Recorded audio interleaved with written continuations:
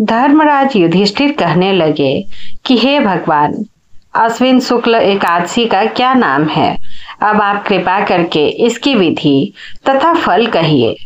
भगवान श्री कृष्ण कहने लगे कि हे युधिष्ठिर, पापों का नाश करने वाली इस एकादशी का नाम पापांकुशा एकादशी है।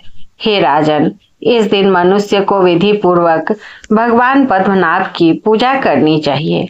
यह एकादशी मनुष्य को मनवांछित फल देकर स्वर्ग को प्राप्त कराने वाली है। मनुष्य को बहुत दिनों तक कठोर तपस्या से जो फल मिलता है, वह फल भगवान गरुड़ ध्वज को नमस्कार करने से प्राप्त हो जाता है। जो मनुष्य अज्ञानवश अनेक पाप करते हैं परंतु हरि को नमस्कार करते हैं, वे नरक में नहीं जाते। विष्णु के नाम के कीर्तन मात्र से संसार के सब तीर्थों के पुण्य का फल मिल जाता है। जो मनुष्य सारंग धनुर्धारी भगवान विष्णु की शरण में जाते हैं, उन्हें कभी भी यम यातना भोगनी नहीं पड़ती। जो मनुष्य वैष्णव होकर शिव की और शैव होकर विष्णु की निंदा करते हैं, वे अवश्य नरकवासी होते हैं। सहस्त्रों वाजपेय और अश्वमेघ यज्ञों से जो फल प्राप्त होता है, वह एकादशी के व्रत के 16वें भाग के बराबर भी नहीं होता है। संसार में एकादशी के बराबर कोई पुण्य नहीं, इसके बराबर पवित्र तीनों लोकों में कुछ भी नहीं।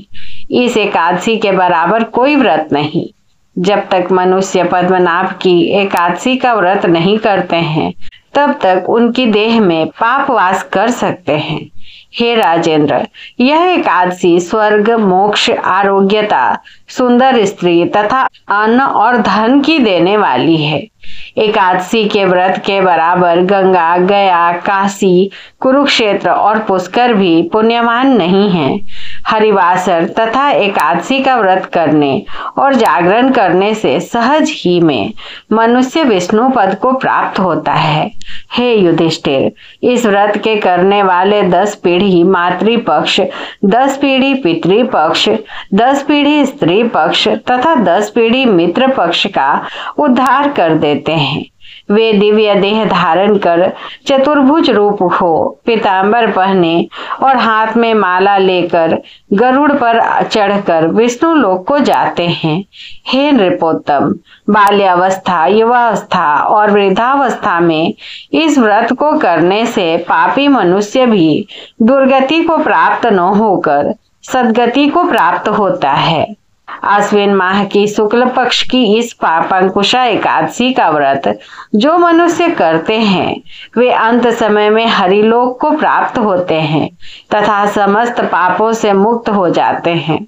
सोना, तिल, भूमि, गौ, अन्न, जल, क्षत्रिय तथा जूती दान करने से मनुष्य यमराज को नहीं देखता। जो मनुष्य किसी प्रकार के पुण्य कर्म किए बिना जीवन के दिन व्यतीत करता है, वह लोहार की भट्टी की तरह सांस लेता हुआ निर्जीव के समान ही है। निर्धन मनुष्यों को भी अपनी शक्ति के अनुसार दान करना चाहिए तथा धन वालों को सरोवर, बाग, मकान आदि बनवाकर दान करना चाहिए। ऐसे मनुष्यों को यम का द्वार नहीं देखना पड़ता तथा संसार में दीर्घायु होकर धनाढ़, कुलीन और रोग रहित रहते हैं।